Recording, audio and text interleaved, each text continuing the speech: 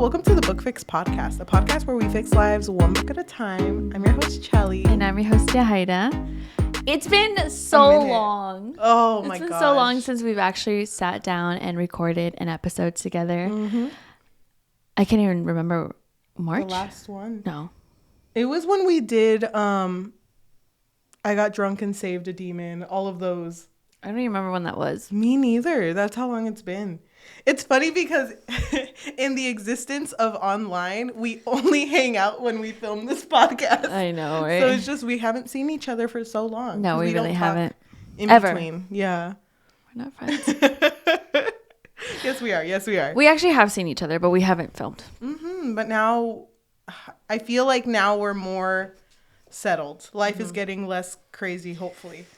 Yeah, well, it was really hectic, and we found it really difficult because before we would bulk read, we would have so much ready for us to film because we used to do monthly films. Yeah. And then we just couldn't do that anymore. But we're going to try to get back to it because I actually prefer this. I think it's me too.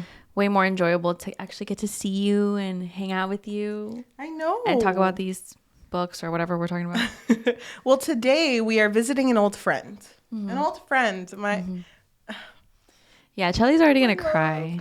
I love Alice Oseman so much. And I feel like Alice Oseman has brought so much life into her graphic novels becoming a Netflix adaptation that it just means so much to me. Mm-hmm. But today we are going to be talking about Heartstopper, Season 2, the Netflix adaptation. But before we do, I kind of wanted us to address what happened to Kit Connor in between the end of Season 1 and the making of Season 2. Yeah, I don't even know when it was, but I remember when it happened, I was just like, what the fuck? This is so uncomfortable. Yeah. So basically, Kit Connor is the one who plays Nick, and he wasn't out at this point. Yeah. And I don't know exactly how it started, but I guess people were questioning him, like, are you even gay? Or are you, Yeah. Like something along those lines. It was as if he was being fake because he was online being a gay figure, but he's not gay. Yeah. Because everyone assumed he was straight. Mm-hmm. And he was basically forced to out himself as bisexual. Mm-hmm. Which was just so ironic because literally through Heartstopper, we see what damages that can do to someone. Yep. Being forced to come out when you're not ready to yet. So it's kind of weird that it's mirroring like what his character is going through. Yeah, and it's so sad because I remember some of his cast reached out to him and was like, you don't owe anyone anything. And it was just such a sad moment. And then I don't know if you saw, but around the time when Season 2 was being promoted, he started to openly talk about his bisexuality, and people were like, we get it, you're bi, you don't have to talk about it. I didn't see that. People were hella mean, and it's like, you can't do anything right. Make you happy right now. Yeah. And it sucks because when he was forced to come out, his statement was very much like, I hope you guys are happy. Mm-hmm. And so people were like, oh my God, you guys are so mean. You're so mean. Like, why would you guys bother him? And then afterwards, it's like, okay, we get it. You're bi. It's like, there's nothing that these people can do that will just like placate the fucking watchers. I don't even know if they're just trolls though, or if they actually watch the show. I feel like it is the people who watch the show because there's like, I don't know, this infatuation with LGBTQ members. Mm-hmm. And it feels like that sometimes happens to the members of the cast, which sucks that it's like that. Mm-hmm. Like the people who really ship Kit Connor and Joe Locke, and it's like, don't forget, they're cast members. They are literally co-workers. Yeah. If something were to happen, okay, but they're also teenagers. Mm-hmm. Well, I think now they're becoming adults, but they were like 18, 19 when they started. I have no idea how old they are, but they look really young. Yeah, they're babies. So it's so weird that people are so fixated on their sexual identity, It's so weird. It's definitely crossing lines. I don't know why people can't just let them be. Mm-hmm. And why they can't separate, their characters and who they actually are as people. I think if I was Kit Connor, I don't know if I would forgive the fans so easily. No. That's a lot. That's your life. Yeah. Oh, gosh. I feel so bad for him. Yeah. When that happened. Mm-hmm. He makes a really good Nick. And yeah, I think he does. this character fits his life very well. Mm-hmm. Mostly in this season. I think we should start, but should we guess? Well, first, why don't you give a quick summary of the first season? Yes. Okay. So Heartstopper, the Netflix series, is an adaptation of a graphic novel written by Alice Oseman about two boys falling in love, one whose name is Charlie, who was outed the year before but is now openly gay, and another character whose name is Nick, who is seemingly straight but starts to fall for Charlie. So in the first season, we see them fall in love and kind of having to deal with the pressure of being gay in like a straight society. And in season 2, that continues, but with them being in a more developed relationship. Yeah. But now having to deal with coming out to everyone. So yeah, and there's a lot more like backstory with other characters who are also in this story, like their friends Tao, Elle, and Tara and Darcy, and Toby. Is that his name or is his name Isaac? Isaac. His name's Isaac. Also, if you're watching this, please ignore the falling flowers behind us. Yeah, it's fine. We tried really hard, okay? That thing just stabbed me in the back. Oh my god. No, dude, they've been falling for a while. And we're gonna fix that. Yes. But one day. Can I say something? Yeah. We're on like episode 110 now. I think this is 110. I think so. We're filming in the same room where we filmed our first episode. Oh, old issues. Yeah. We need to fix this room up still in terms of soundproofing it. And also we need like a glue gun for those flowers behind us. But just ignore that. If more keep falling. That's no, fine. they didn't. We'll just catch them. If you're watching, tell us how many fall during the episode. There's like nothing left.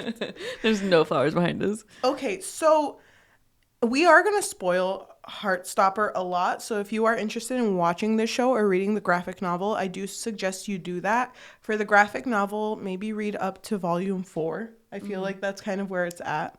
Okay, wait, pause. No, this isn't a pause. I think this should be in it. Queen. It's just that there was 2 duct tape showing right there. Oh, okay. Well, they know now how it's held up. It's not magic. Okay, so I'm interested to hear what you think I thought of this season. Oh my god, please. You're the easiest one. What did I think? Well, okay, if you haven't listened to our first episode on the first season of Heartstopper, please go listen to it. Actually, that was one of our first episodes to really like pop off. Oh, you're right. I forgot about that. It's not the most watched anymore, but it was for a while. So Cheli loved it so much that you would keep rereading the graphic novel over and over. And I think you still do probably. I do. I figured. I think you would give it a 5 out of 5 because you just love Heartstopper so much. Did I tell you that I gave my novels away? Yes. My Heartstopper novels to someone in need. I thought they didn't read it though. No, I gave it away. To who? To a library. Oh. Yeah. No. And it really hurt me. It was like me handing it away and I'm just like... You're like still holding on to it? Really? Yeah. Why would you do that? I thought you loved it so much. Because I think there are people who would benefit from reading it. So, honestly, kind of a shitty move of me. I should have kept it.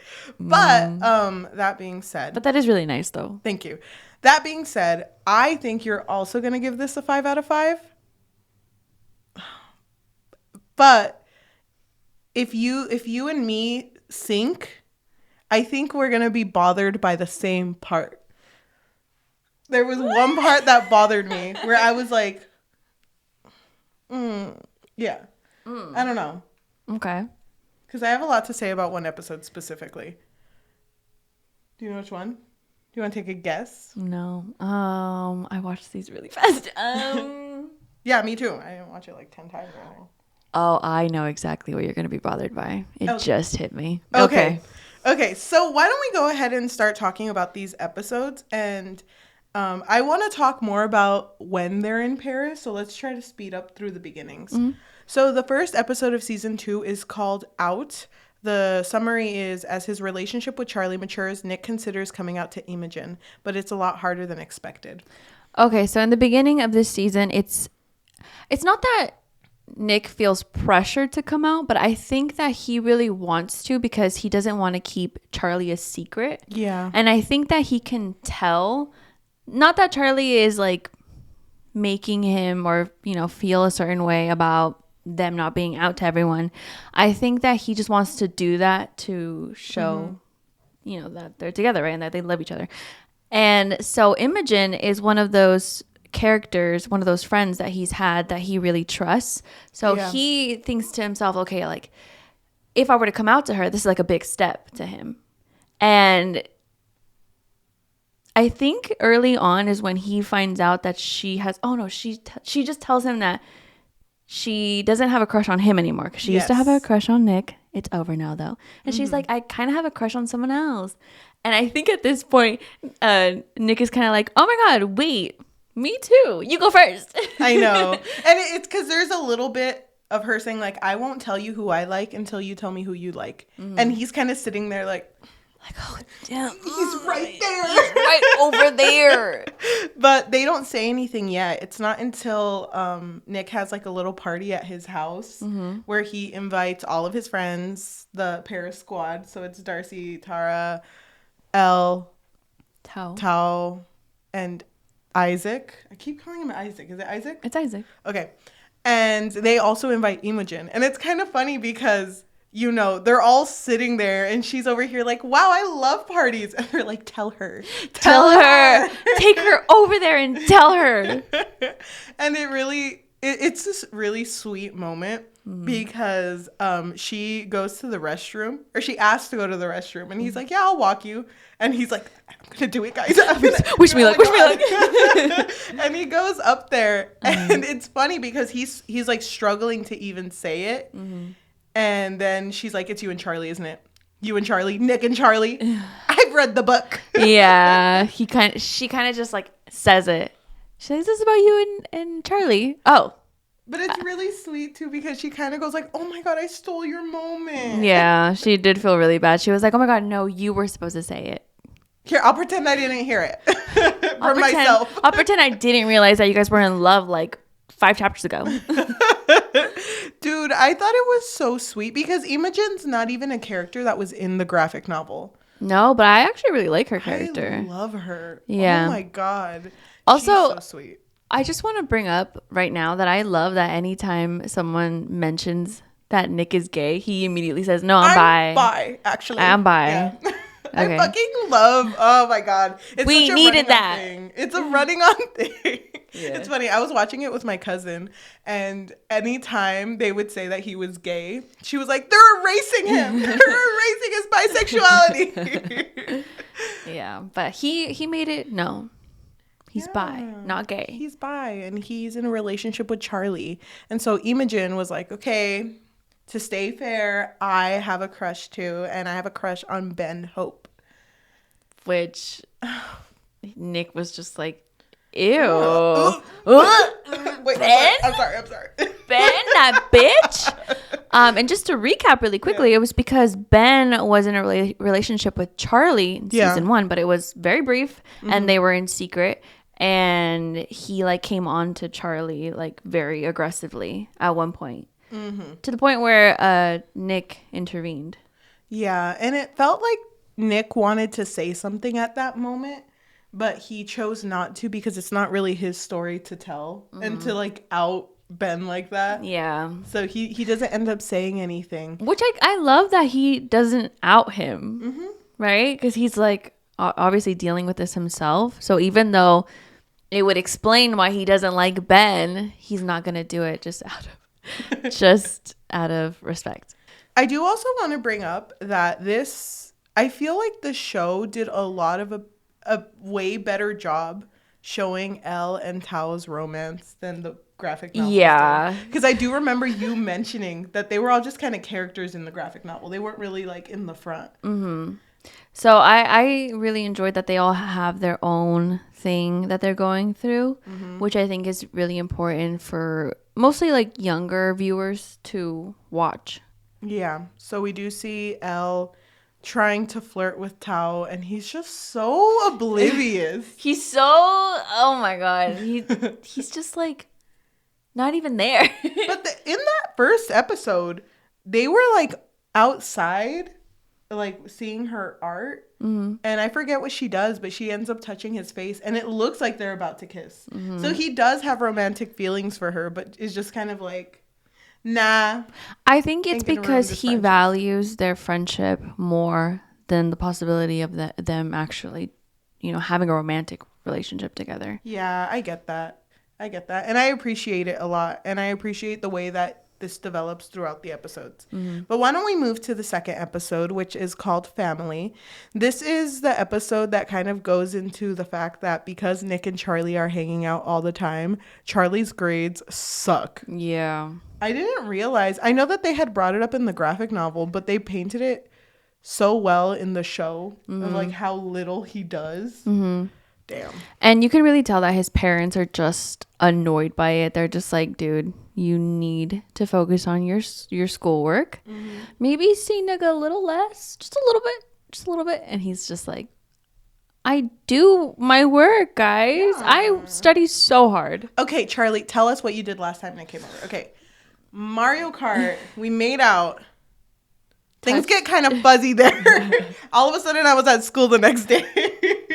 We were cuddling, kissing. We can't skip any of that. Yeah. It's like, did you do your schoolwork? No. Now that you mention it. I knew I was missing something. I knew it. Dude, because Charlie's completely cut off from seeing Nick. And it's crazy because they tell him you can't see Nick until after your exams. Yes. And after he turns in his coursework, which was like a history report that he swears that he always like, yeah, I'm basically done with it, Nick. And he hadn't even started it yet. Oh, dude, that hurt me. It didn't even look hard. Honestly, he finished it in a day and was like, yeah, whatever. He just procrastinated. Yeah. Could never be me. Around this time, because Nick is older, he is studying for the GSCEs, which is a really big test in the UK.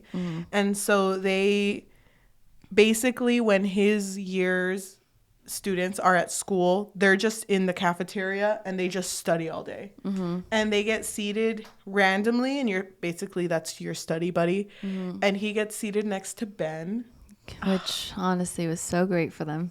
Dude, but I really like how much they added Ben into the show, because he was really only like a one-hit wonder in the graphic novels. He was just kind of there in the background. Yeah, so I really liked seeing him and him just being kind of like, well, you gonna talk to me? Like, you're still mad at me, bro? I know I said some things. I know I did some things, but I really don't understand my math. So I need your help. Please. But it was interesting, like, seeing, like, his take on the relationship that Nick has with Charlie. Because Nick was very, like, I'm not even going to listen to you. You're trash. You made my boyfriend feel like trash. And he was like, but if you think about it, we're not so different because you haven't come out yet. Oh, yeah. When he said that, I was like, damn, he really went there. Yeah. And it sucks because I know that Nick knows that he cares for Charlie, but there was so much of this coming in, like so much just like outside forces, that it started to get to him. He started to feel like, oh my God, like maybe I'm in the wrong because I'm not, telling the whole world that I have a boyfriend. So remember, Ben and Charlie had a thing, but it was a secret. So to him, he's like, oh well, Nick and Charlie are a secret. So it's the same thing. It's the same thing. And and there was like a point, I don't think it was in this episode, but just to bring it up, there was a point when Nick was studying where Charlie comes in to give him his pen, but it's kind of just an excuse to see each other. And Ben makes a side comment like, wow, if you really don't want to be outed yet, maybe you should stop acting so gay with Charlie. Oh, yeah. Nick's like, I'm bi. I'm Bye. I love it. Oh my gosh. But I felt really bad for him. Oh gosh. I feel like Nick, and even in the graphic novels, if you remember, everything leading up to that point where he's at the beach with his mom and he cries. Mm-hmm. He's always the one that thinks he has to like shield Charlie from things. Yeah. And that like was shown a lot here because it seemed like it's not that Charlie was forcing him to come out, but it was just kind of like, come on, it would be really nice if we're out by prom. You know, it'd be really, really nice. It'd be really nice if we were out by the time we went to Paris and, you know, we could just hold hands and have no shame. Mm-hmm. And even like this party thing that they went to, he was supposed to come out to their rugby friends.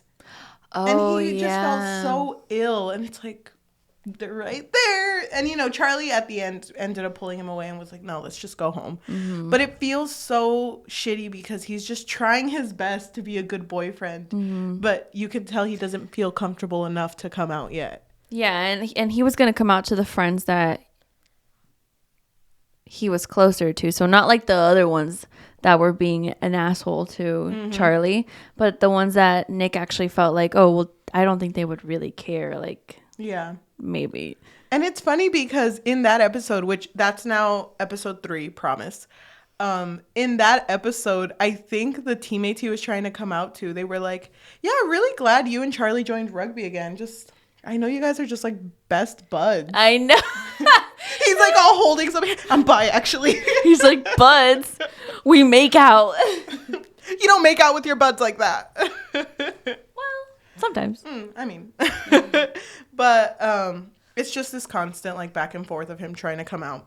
I do want to mention in episode 2 and episode 3, Tao is getting jealous of Elle, who is a year older than him, and is going to do like their year at like an art school. Mm-hmm. And because Elle is spending so much time getting into this art school, they're making friends at this art school as well. So Tao kind of comes to terms. No, he doesn't kind of. Keep going. Okay. Oh, I can wait.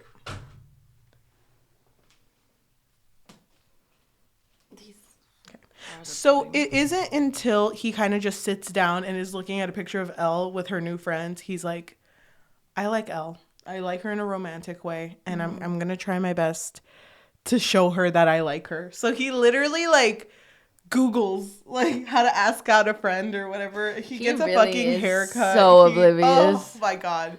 He does so much. It's because like some of his searches were so weird. Like he had a whole list of like how to be a better person, and it was like, what was it, like be charming but not too much, you know? And then find the best haircut for your face shape. Yeah. So he ended up doing all of that, and then while everyone is there, literally their whole friend group, he's standing here with like a bouquet of flowers and is like, Elle, I like you romantically and would like to take you on a date. Mm-hmm. Dude. I was like screaming that time. I was like, oh my God, it's really cute. It is really cute. But he really fucks it up because he's so into the idea of just making it perfect for her and not considering himself that it becomes very superficial. Yeah, it doesn't really, even though he overthought this date, I did understand Elle's perspective when he was like, okay, we're going to go to the movies and we're going to watch your favorite movie. And then she was like, well, you don't even like this movie. But that's not the point though. Like, you like this movie. And I also didn't like how when they came out of the movie, he was still like critiquing it. He was like, well, you know, they didn't do this and this and this right, but yeah. Whatever. It's like upsetting because if I were in Elle's shoes, it's like, okay, if you hated it so much, so why the fuck would we go watch it? Yeah, because he obviously didn't enjoy himself. Yes. So then the next day, which was episode 3, Promise, when they go to that one party where Nick is going to come out to his rugby friends, as soon as they walk in, Tao notices that Elle invited her other friends, and he just blows up on her and is like, okay, so now you're just making other friends? You're totally going to leave us, and you don't even consider your friendships that you have. Mm-hmm. And Elle's just kind of like, you know what? Fuck you. Yeah. Like, I'm going to go hang out with my friends. And Tao goes up to Charlie and is just like, I ruin everything. I like can't have anything because my personality is horrible. I'm horrible and I'm not likable. Yeah, that moment really got to me though, because I felt so bad for him. I just felt really bad for him because he is so, I guess, blinded by trying to make Elle see how much he cares about her in a romantic way, that obviously it didn't come out right. And I understand him being jealous because he feels like he's being left behind, but he could have done it a little bit differently.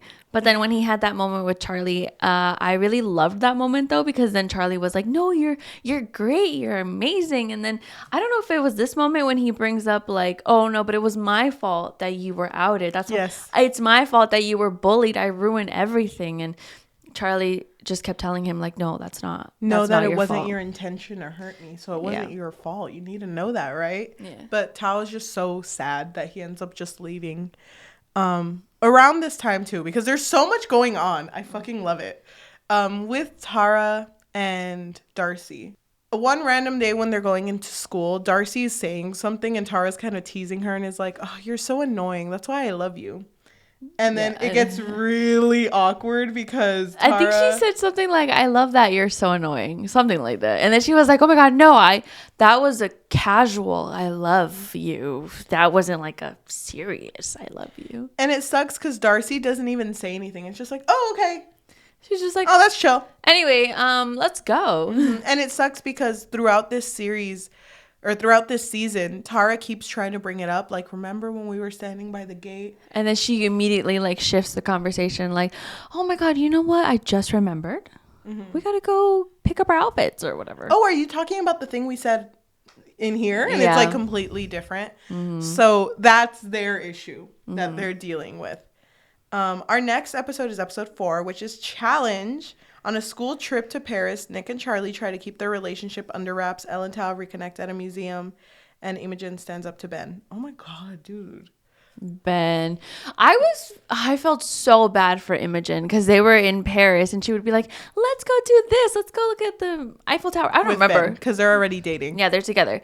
And everything that she wanted to do, he was like, that's so lame. That's so, why would I ever do that? Yeah. And it sucks because she would just constantly look around because everyone was watching. Oh, God. And even before the Paris trip, when it's like, okay, everyone, group in 4s. And she has no girlfriends. Oh, yeah, because the girls and the guys have to group up to, arrange their sleeping positions or sleeping arrangements, I should say. I do want to mention, too, before they went to Paris, Imogen and Nick had actually had a conversation. And Nick was just like, why are you with Ben? He's literally the worst person ever. And she was like, okay, what has he done? And he didn't say anything. Tell me. Yeah, but it's like she knows that it has to do with something, that he can't reveal, right? Yeah. Because she even tells him like, well, he's always been really kind to me. He's always been really nice to me. I've known him since we were kids. And so because of that, I'm going to be with him. Yeah. So at Paris... she is completely ditched by Ben. Or, like, even when she's walking with him, she's just in the background. Like, she's not really in the conversation. So she decides to go with Nick's group of friends. And they're so accepting and sweet. And she's over here, like, loving being with them. And it's funny because she even complains about Ben. And she's like, things would be so much easier if I was a lesbian. Yeah. And Nick and Charlie are like, no, not really. No. Not really.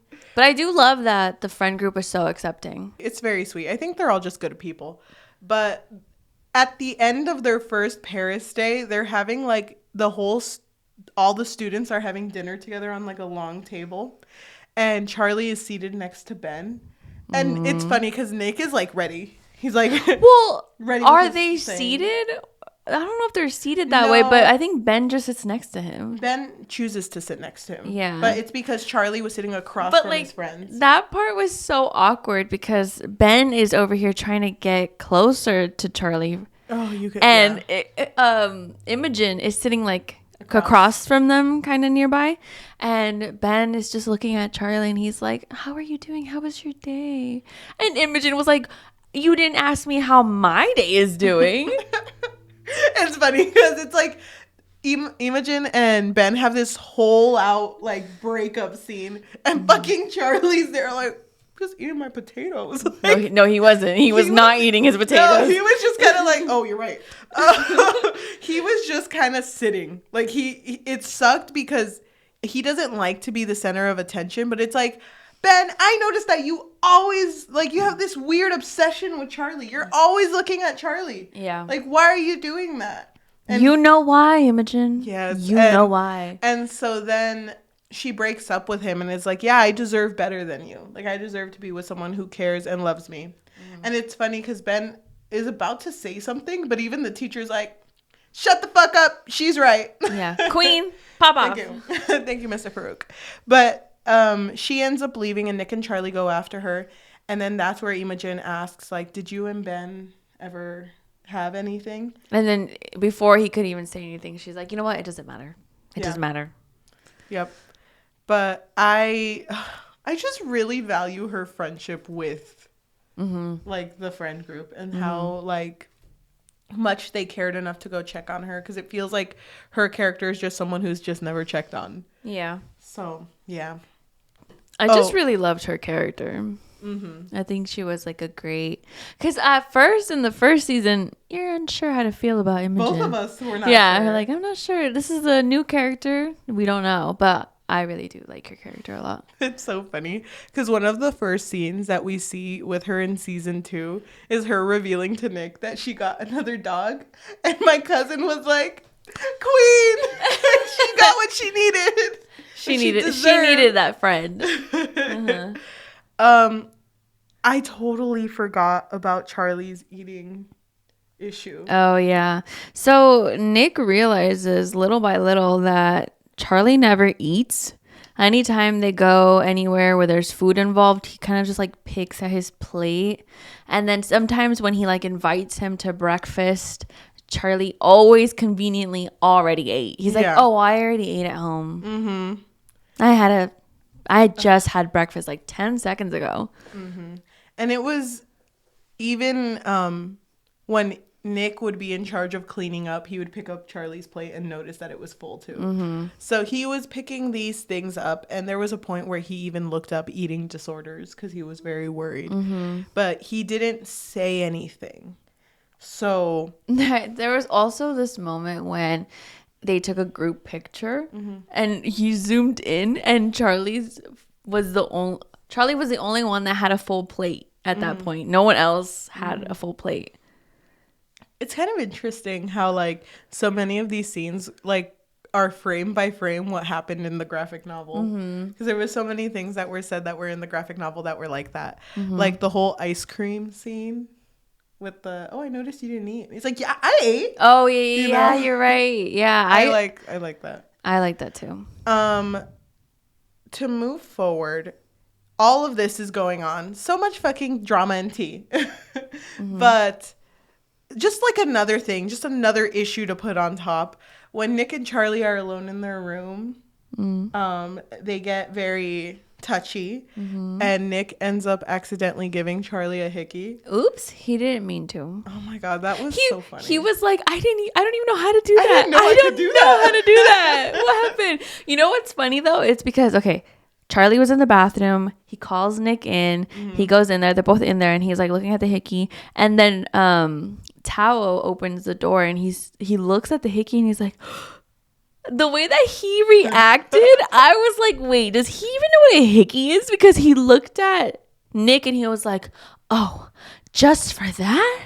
I swear to God. Like, it looked like he was going to fight him. I was like, does he think that that's something else? It's funny because, like, to me, it looked like he was going to be that parent, like, really? On a trip? Oh, no. Where Jesus is watching? I took it as, does he even know what a hickey is? I preferred the way this played out because in the graphic novel, Tao didn't know that they were even dating yet. So, you're right, huh? Yeah, so I preferred that because remember, to Tao, he was like, oh, you fell in the shower. But it's like, Tao's not that dumb, you know?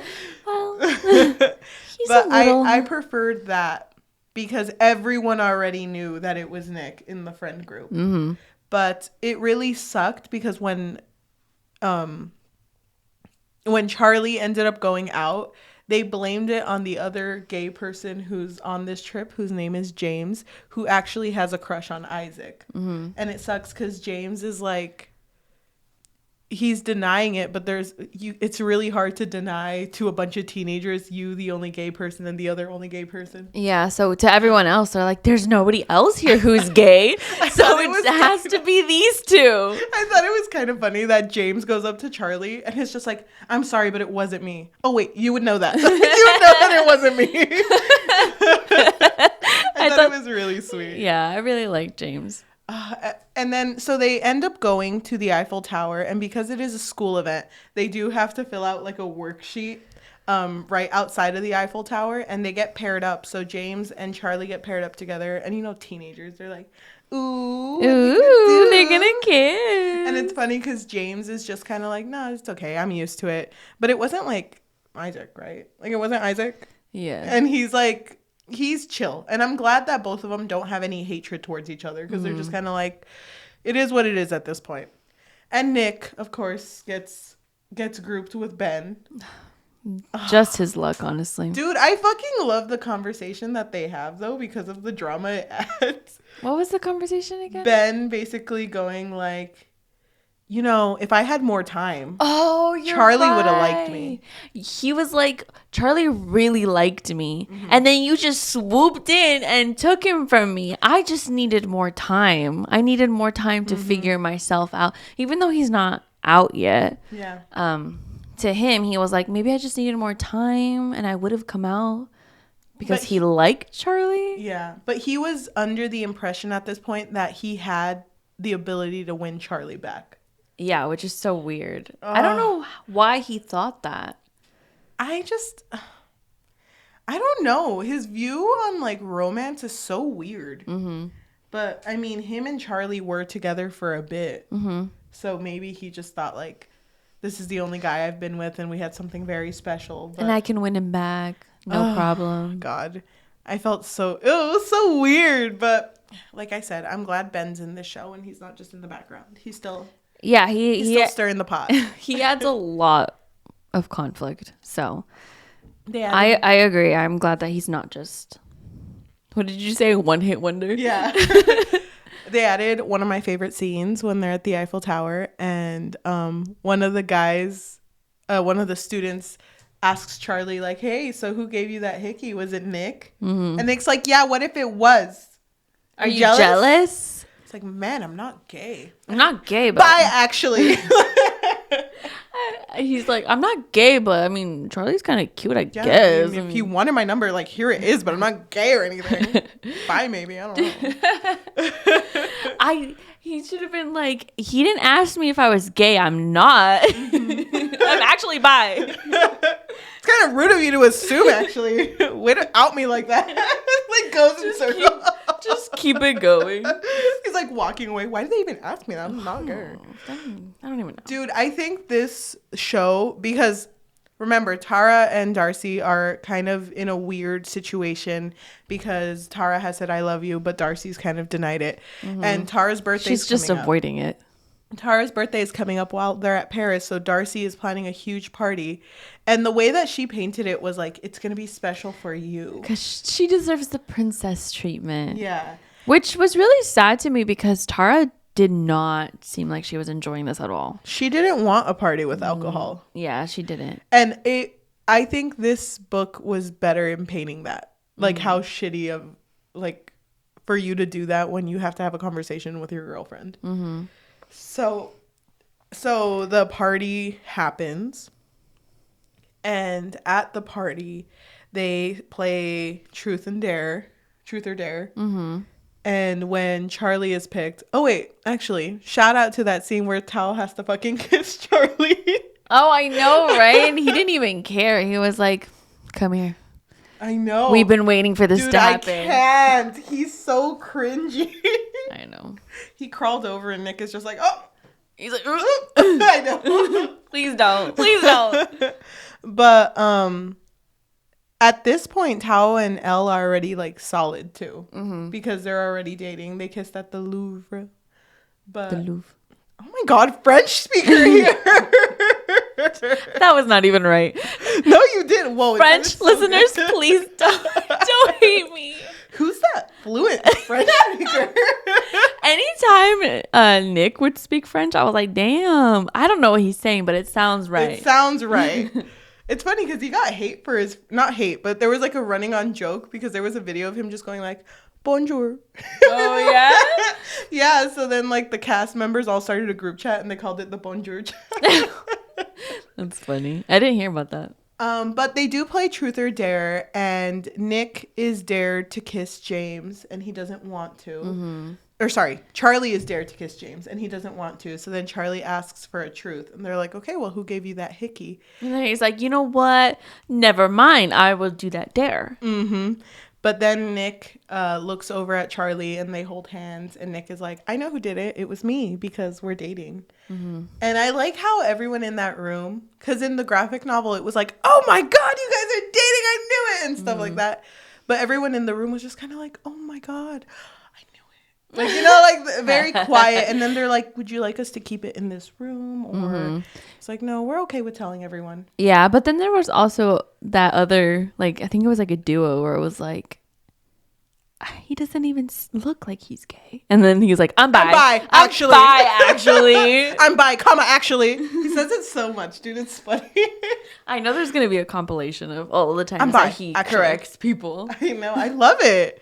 I love it too. They do come out, and on their way back on the bus that they came in, they even get like pulled aside by two people, and they're like, are you actually gay? Like, are you actually dating? Oh, okay. And then that's just kind of showing them like, this is going to be our reality now because we came out. Mm-hmm. So, was it I think you're thinking of when they were setting up for prom.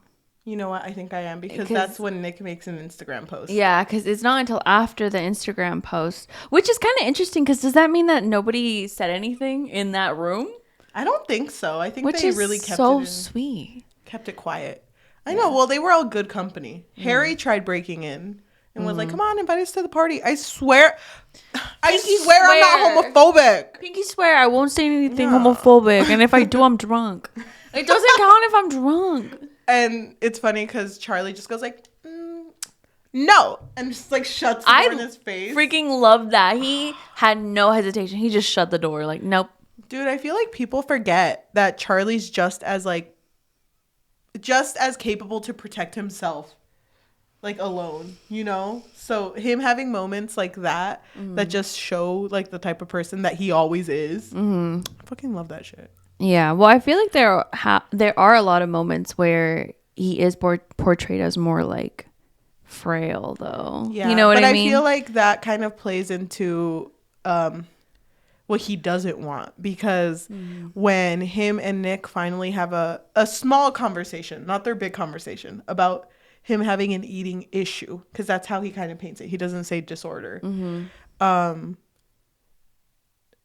I don't remember if that's at the end. I think that is at the end, because basically Charlie tells him like, I don't want to tell you these things because I don't want to burden you with having to take care of me, because that's not the point of this. I don't want you to think that I'm someone who's incapable of taking care of myself. Yeah. So, I mean, there's a lot to that statement, because like, yes, you could take care of yourself, but you also have to tell us when you need help. There's nothing wrong with needing a little bit of help.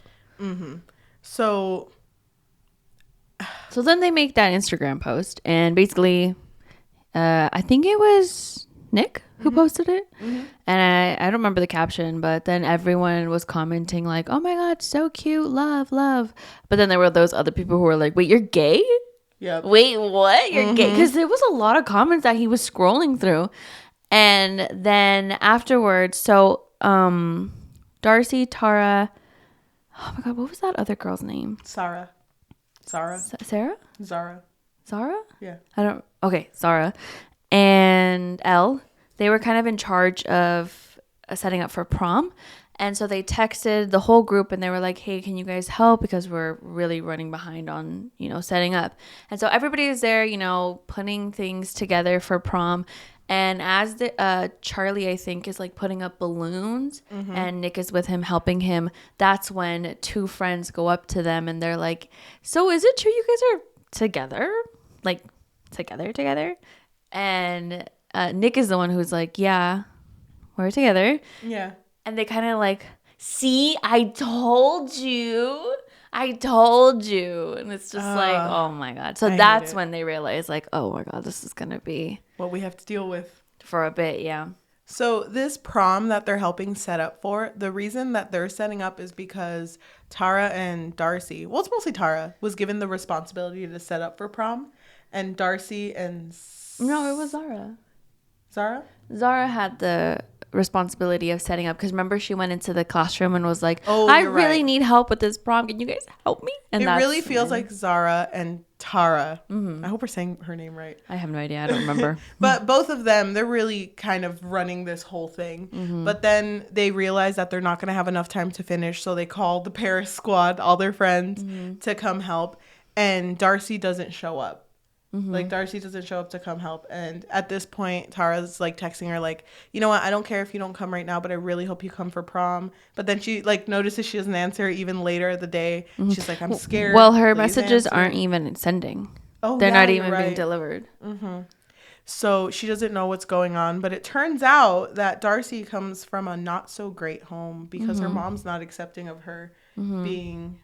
I don't even think she knows. I don't think she out, knows. Right? No, she's not out. And so her mom saw Darcy wearing a suit that she was going to wear to prom. And her mom like blows up at her like, as your mom, I have the right to tell you when things don't look good on you. And, you know, people are going to think something if you're dressed that way. And obviously you're not. So stop dressing like you are. And so they kind of just start fighting. And I actually really like how... then like that purple cloud goes around. I just really like the graphics, I guess, in the show. So then that purple cloud starts going around because obviously there's an issue and you can't really hear exactly like what they're saying, but they're fighting, and then she grabs her stuff and then she just leaves. It really sucks for Darcy. Like I felt so bad for her character this whole show. But I feel like they've added so much more character to her than the graphic novel ever did. Yeah, seriously. Well, I think that the show did a great job in really like fleshing them all out. Because I was like, damn, I didn't even know. I even cared for Isaac. I was like, what the hell? I know. Oh my God. We're not even talking about Isaac, but that one matters a lot to me. Yeah, so we could talk about that afterwards. Yeah. But that's what happened with Darcy. So when prom comes along... Charlie and Nick, it's like their huge moment to be out there and like just publicly gay, you know? So it's building up to it, but as soon as they show up to prom, Charlie's like, we don't need to do this. Yeah. Well, they do sit there for a little bit, but it is very quickly when he's just like, you know what? We don't need to do this because we don't owe anyone any explanation. Yep. So they end up leaving, which is good for them because they go home. I don't know if they all go together because, they do, because at that time, Darcy still has not come. And Tara's very worried for her. So they all go out looking for... No, just Tara. Tara leaves prom, remember? Yeah. And then that's when Darcy shows up. And she looks... like a mess. Yeah, because Tara goes to where Darcy lives, and then Darcy's mom answers, and she's just like, what are you doing here? Or who are you? Or whatever. And Tara's like, oh, I'm looking for Darcy. She hasn't texted me. She hasn't answered my text. I'm kind of worried. And so that's when she gets a phone call, and her friends tell her, hey, Darcy's here. Yeah. So then they meet up at Nick's house, and Tara and Darcy have a conversation, and Darcy's basically like, yeah, I seem so confident to you, and I know that you said your confidence helped you to come out, but the fact that I'm not even out to my mom, it's like you don't even know who I am. And the reason she didn't react to the I love you was because why would you love someone who's not even true to themselves? And Tara's basically like, well, you're still you, and even though I now know this part of you, I still love you. Yeah. Which so I loved. I really love that part. I do too. Because don't get me wrong, like I love that everyone, you know, from what we can tell, their families, the other one's families are loving, respectful, but they're, you know, to be realistic, like you have to show someone not being accepting. Yep. Yeah, because for a while there, I was watching it with my cousin. She was like, so is everyone in England just a little bit gay? Just a little bit gay? A little bit on the LGBTQ train? Because it feels like so many people were just so accepting and loving of it. Mm. So you're right. To see something like this is like adding a little bit of a realistic viewpoint on this. Yeah, which I think you have to, right? Mm-hmm. Out of respect to the people who didn't have such welcoming, you know, coming out experiences. Yeah. We are basically at the end with Nick and Charlie because now we just have to talk about the dinner and then after prom and we're good. But before that, I want to talk about the scene that kind of bothered me. Okay, go ahead.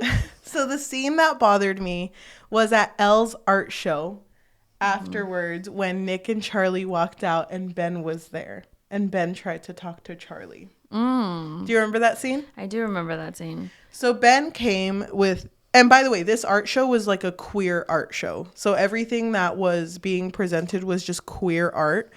I don't know how Ben knew that they were going to be there, but he did.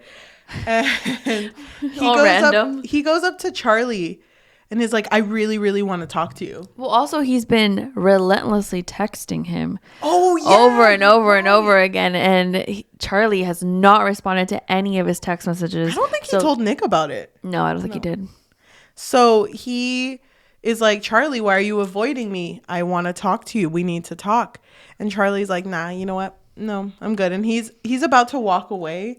And I forget what he says, but it like makes Charlie turn around to like listen to him, like hear him out.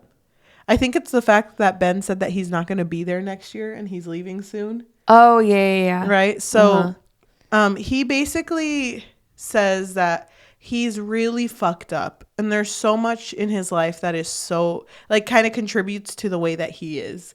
For example, his parents are very against being gay or being bi. But because of that, he's like, that's why I treated you the way I did. But, you know, we had something. And I just think that if I had more time, it would have been different. And then it's a speech that you can tell he thought about. You know what I mean? Yeah. So then So then Charlie's like, do you remember the first time we kissed? And it's funny because it's like Ben got false hope from that. Because did you notice that he smiled? He's like, yeah, I think about it every day. But then Charlie's like, you didn't even ask. You did not even ask. You just took it from me. Yep. So it was like I forget how this conversation goes, but he's like, I'm not going to forgive you. So sucks, but I'm, you know. Like basically, I don't want anything to do with you. Yeah. And so Nick and Charlie walk away and with like the graphics of the show, there's like a wave of rainbows coming towards Ben and Ben standing like right at the shore of it. And he ends up walking away and just going into like the gray scaled hallway. Yeah. What were your thoughts? I really liked that conversation that they had and the fact that Charlie brought up like you didn't even ask. Yeah. You did not even ask. I like that so much. Me too. But I feel bad. Have you watched the Barbie movie? Yeah. Have you watched the Barbie movie? You know I watched it. I know, but you know that scene in the Barbie movie, spoilers. Oh my God, Barbie spoilers. Movie, where Barbie feels bad for Ken and brings up like, I really don't want to do this to him. And then I think it's America's character who's like, he stole your house. Yeah. He literally stole your house. And she's like, oh yeah. I feel like that's the feeling I'm getting right now, where I'm just kind of like, damn, I get where Ben's coming from. But at the end of the day, we really don't owe fixing him. Like, we don't have to, Charlie doesn't have to fix him. Charlie has no reason to have to sit down and listen to him and talk him through it. Yeah. But I feel so bad for him because he is a teenager. Yeah, that's what I was thinking too. Like, I understand why Charlie would be upset with Ben after the way that he was treated by him. I don't think that Charlie needs to be in Ben's life. No. But I don't know. Like, obviously, we haven't seen Ben's household. Like, I'm pretty sure it must be pretty bad. You know, something maybe along the lines of what Darcy is going through, maybe worse.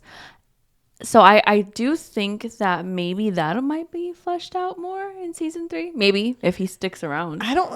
With the way that it was painted out, it doesn't even feel like he'd be in season 3. No. I think this was his last moment with him walking away, not accepting his queerness, which makes me upset because I get it.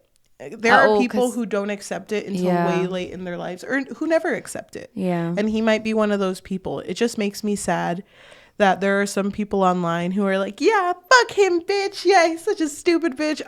Cancel him. And it's like, you have to realize that he is a teenager, and a teenager experiences so much change in their life. And they might do things that are shitty, but they do it out of insecurity. I'm not trying to justify what he did to Charlie, because what he did never has to be, like, Charlie never has to accept his apology for that. And he will not be forgiven for what he did to Charlie, to Imogen, to anyone else he's treated like that. But it just, I wish the show would have shown that. Like, I wish maybe the rainbow waves would have gone away, but he still would have walked in. Or maybe just picked up a flyer and left. Kind of just like, you know.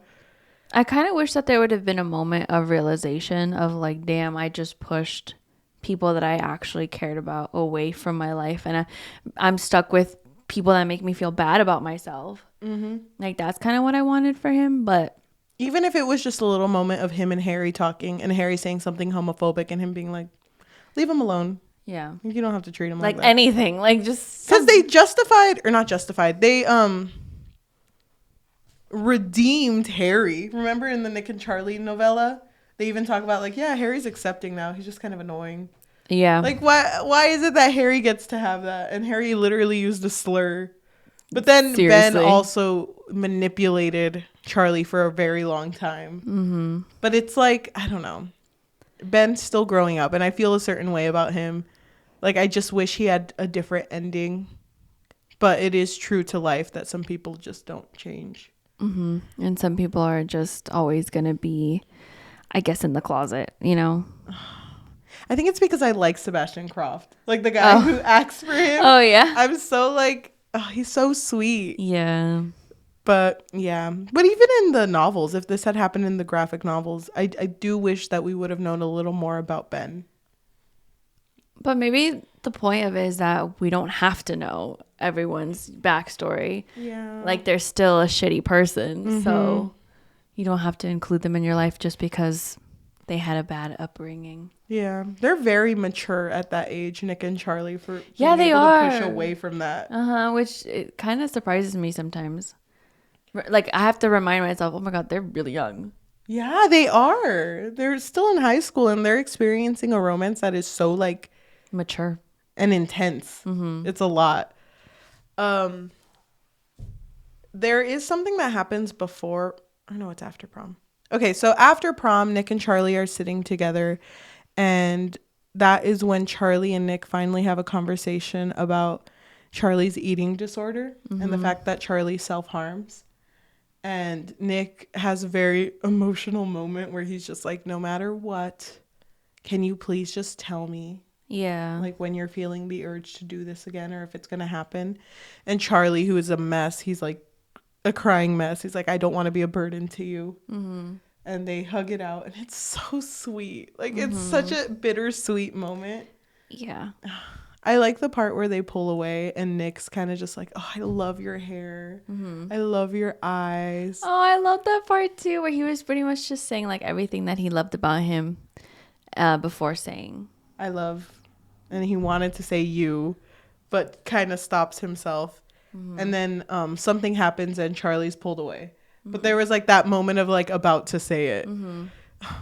But you know what he was going to say. That might have come after the dinner, actually. Because Nick's dad, who's a piece of shit.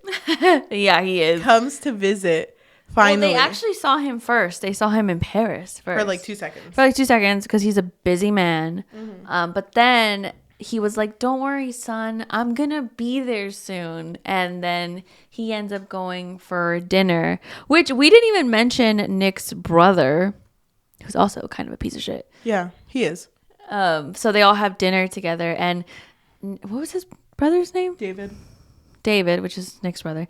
He the whole time has kind of been homophobic. He's been doing like he's just been making Nick uncomfortable. And even the first time David met Charlie, he was like, I just wanted to see the guy who made my brother gay.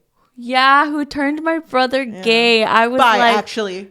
I'm bi, bitch. Oh my God. He was so, I don't know. Like, I don't know if you felt the same way, but even like the way that he would speak, just insane, uncomfortable. I think that it was a very good portrayal of a sibling, though. Yeah, like the way they talk to each other. Yeah. Oh my God, it was so good. But at that dinner, it's Nick's entire family. So the dad, the brother, the mom, his dog, and then Charlie's entire family. So his parents and his sister. And while they're all sitting together, Nick and Charlie kind of had this talk, and they were like, do we have to act straight? Like, is that what we're doing? And Charlie's like, yeah, bro, bud, pal, best friend. Nick is like, don't call me that. I know. But then the dad makes it super uncomfortable because he's like, oh my God, rugby, such a good sport. You get all the ladies that way. And then he looks at Nick and Charlie, and he's like, do any of you have girlfriends yet? And no, still no bitches. Respectfully. I hate that. But then fucking but the brother is the one who keeps egging it on. Yeah, because he's like, wait, did Nick not tell you how he met Charlie? Yeah, he didn't tell you? No? Really? How special their friendship is? How loving it is? They take a lot of photo booth pictures, actually. It's kind of weird. I fucking love, though, that he's trying to egg it on, and Tori, which is Charlie's sister, is like, you shut the fuck up. Yeah, shut up. Don't you I have dare. a fucking fork. Like, but yeah, she's very overprotective. Nick is pressured into just being like, you know what, Dad, Charlie is my boyfriend. I am bi, actually. I'm not gay, I'm bi. Okay, no one forget that here. He's just like, yeah. Pulls out the bi flag. Like, this is me, bitches. Like it's his napkin. He's like, nobody forget. Hello? Oh my God, everything's happening. He's just like, nobody forget that, okay? Okay. And so he's like, I have been so stressed with telling you that I have my beautiful boyfriend. But then I realized you're kind of a piece of shit. Yeah. You don't even make any time to come visit me. You don't even make any time to know anything about my life that's like not rugby related. So I don't owe you an explanation or anything. Have a nice life, you know? Yeah, like, leave, bitch. Leaves. He pops the bi flag over his shoulder. He like whips someone in the face like, oh, sorry, I didn't mean to do that. But after he leaves, Nick or Charlie goes after him. And even Nick's mom goes after him. And I fucking love Nick's mom. Yeah, how same. she's just kind of like, you know, you're right. He is a piece of shit. And then I think he asks her like, why is he such, or he's a bad dad, isn't he? And she's like, yeah, he's a really bad dad. And then they hug it out, and it's so sweet. I really like that moment. Oh my gosh. But I also hated that the dad was so, like, he swore that he was a good dad. Even before that, when he was like, oh, you know, I try to be in my son's life as much as I possibly can. But work, man, pulls me away. I just... Even that part where the dad's leaving and he's trying to talk to Nick. He's like, yeah, I hope that we can see each other again. You know, because I'll be around. And Nick's like, yeah, totally. And then the brother comes down the stairs and he's like, okay, tell me when you get back to Edinburgh. And he's like, I don't live there. Oh, yeah. You remember that? That was such a good moment, though, because David obviously is more like the dad, but for him to even have a moment where your dad doesn't care about you either. Doesn't matter if you're just like him. So he leaves and they don't even hug. Well, he hugs David, doesn't he?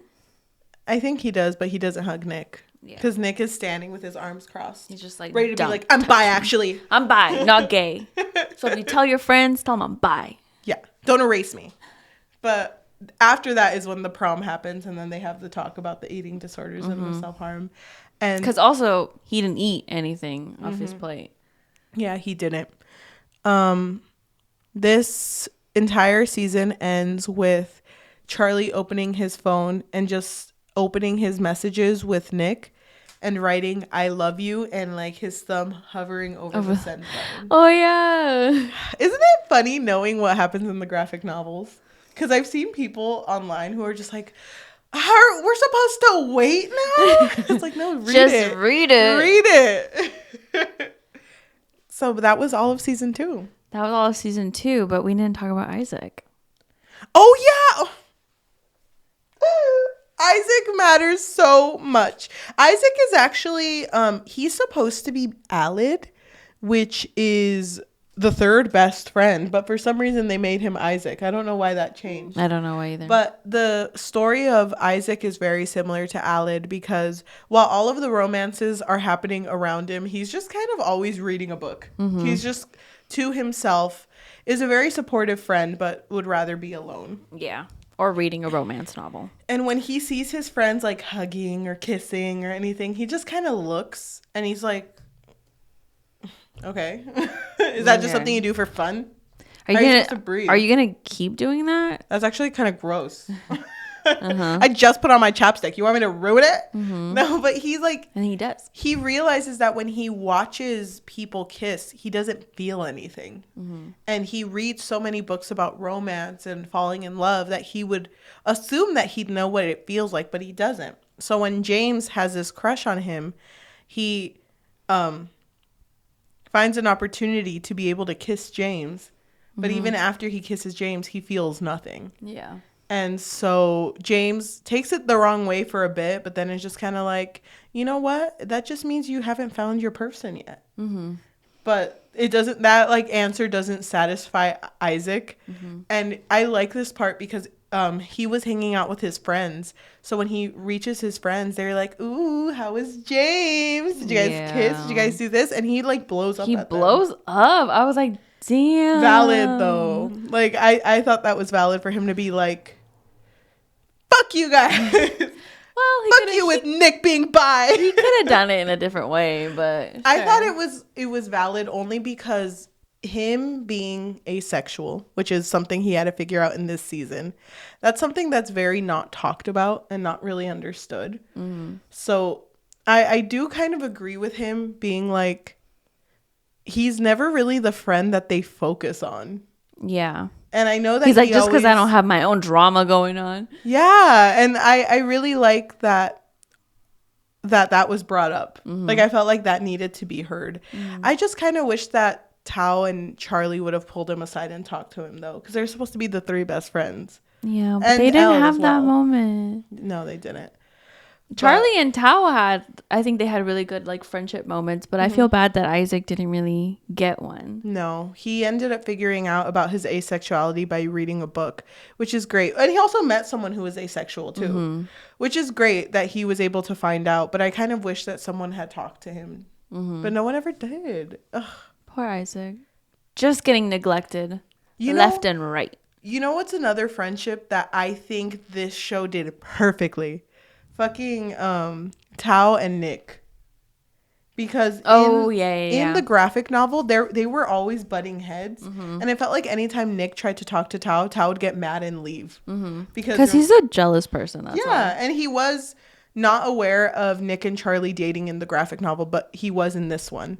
And one moment that I really appreciated between Tao and Nick was when they were setting up for prom, and Nick sat next to Tao and was like, and Tao said, I saw that you came out on Instagram and I've seen the comments. How are you feeling? Mm-hmm. And they talk about it. And then I don't know how they start talking about Elle, but Tao mentions like, I think I have an issue with losing friends. Like the idea of losing friends because I lost my dad at such an early age. Yeah. And they talk about that, and Nick is like, I'm so sorry that happened. And he's like, no, don't make it weird. And Nick's like, okay, I'll try not to make it weird. And I'll try not to cry about that later. It's such a sweet moment between them. So I'm happy to see that with all of these characters, they were able to develop relationships between each other that's not just whoever the romantic partner was. Yeah, that's something that I was thinking about too, with because I feel like this show did a really good job of portraying friendships, even with Imogen and Nick, and like you said, Tao and Nick and Tara and Nick. Was it Tara and Nick that had a moment, or was it Tara and Charlie?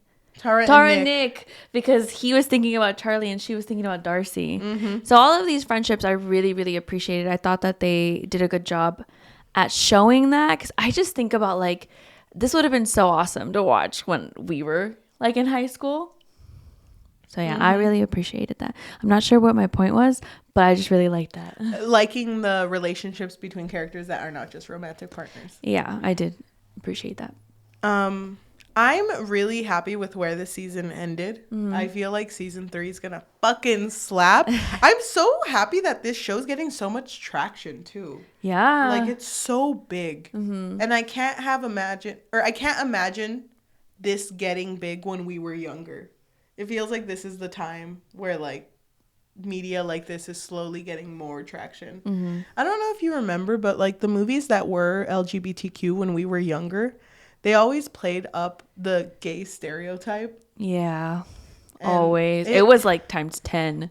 And it's like not a healthy way to view the LGBTQ community.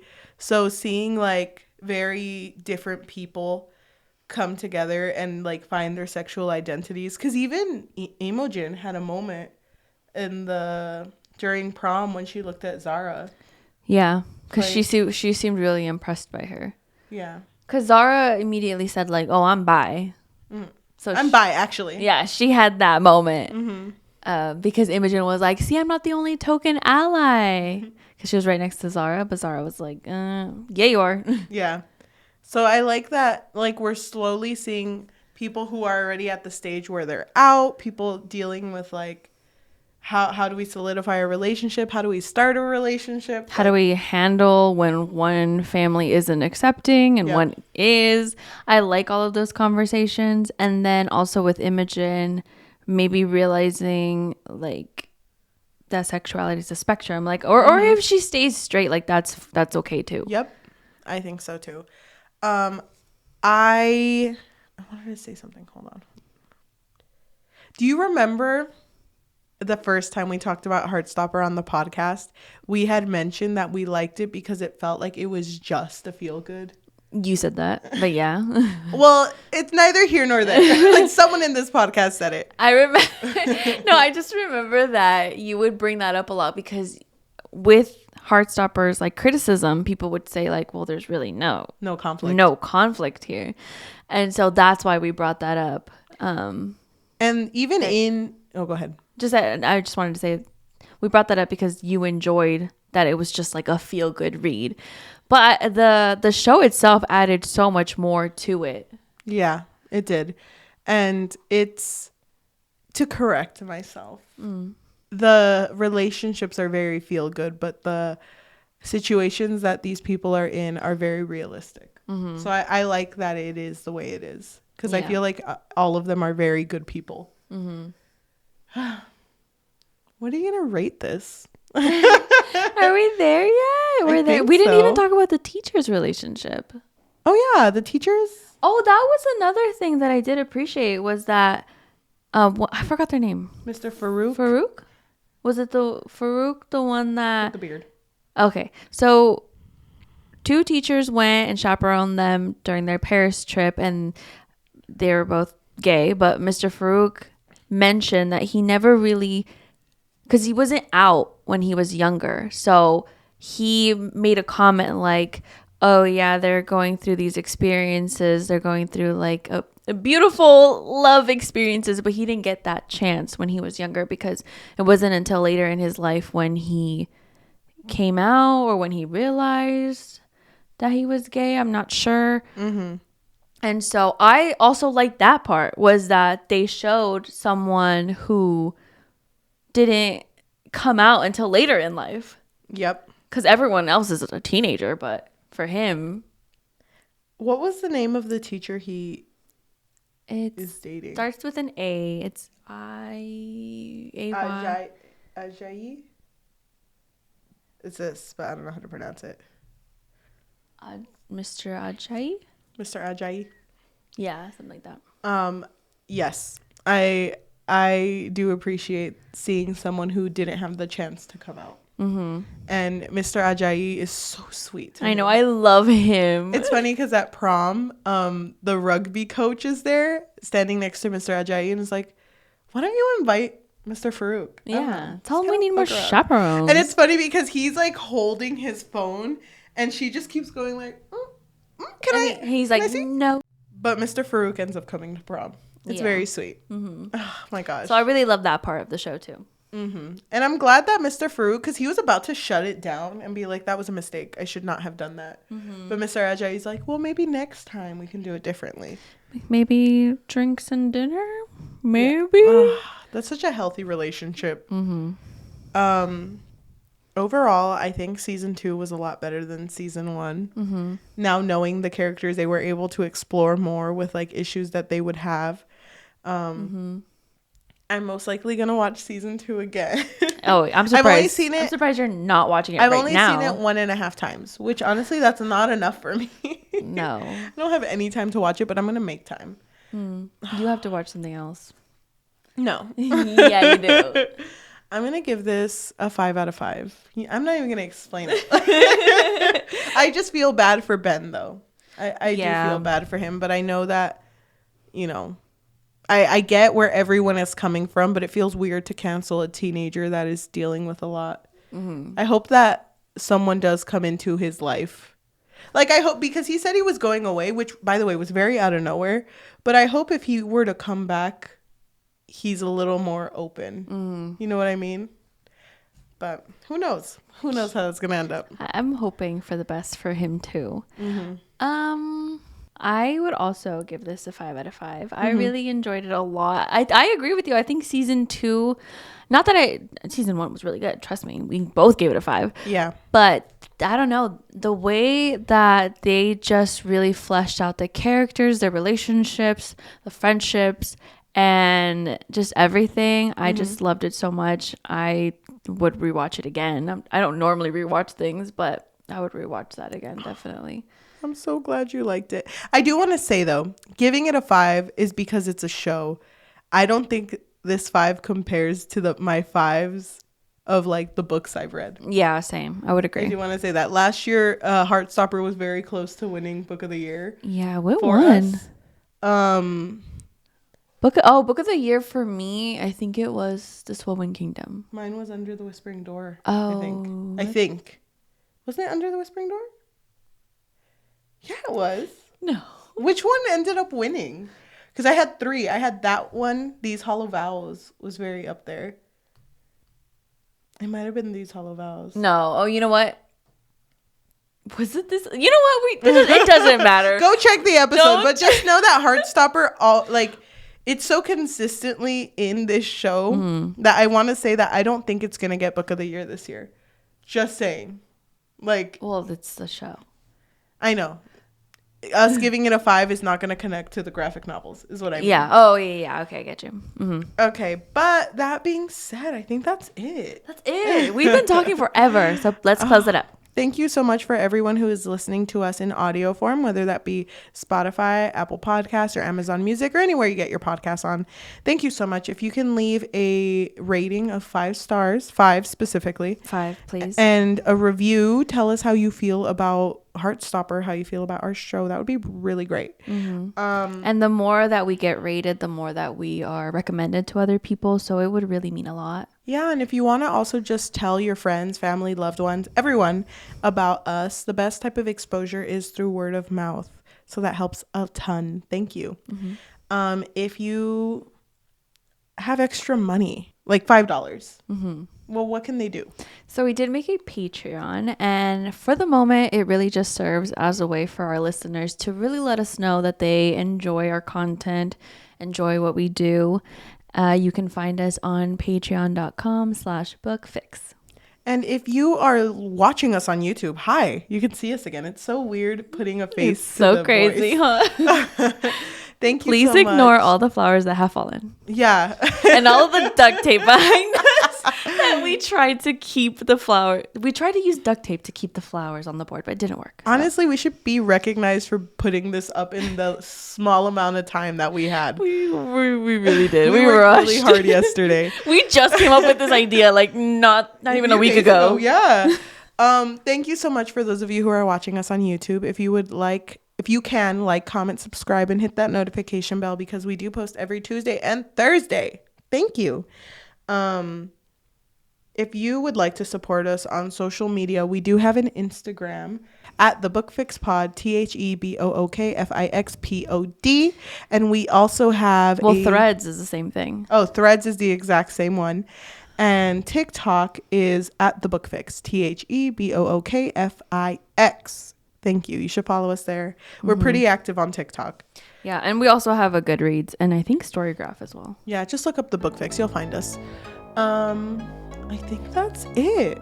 Thank you so much for listening, and we'll see you next time. Bye. Oh my gosh, can I, now that we have a camera, do you see my background? I told you this story already. You did. So my background on my phone right now is Teenage Mutant Ninja Turtles because I love them. And I opened my phone at work the other day to show my coworker the time, and it was very quick. It was like, oh, here's the time. Mm-hmm. And she saw the picture and was like, that's a beautiful picture of Niles. You remember Niles, my cousin. Yeah. And I was so caught off guard that I was like, yeah, it's a beautiful picture of her. Oh my God. She was like... Didn't she have a follow-up to that? Yeah, she was like, when did you guys take that picture? Like, when was that? And I was like, I'm so sorry to embarrass you. That's not my cousin. Those are 4 turtles. Yeah, that's the Teenage Mutant Ninja Turtles. Please go watch the movie. Yes. Oh my gosh. Thank you. Thank you for the support. We're not even sponsored. This whole episode is not sponsored, but dedicated to TMNT. Thank you. We're not sponsored, I swear. I wish. Damn, I wish. I really wish too.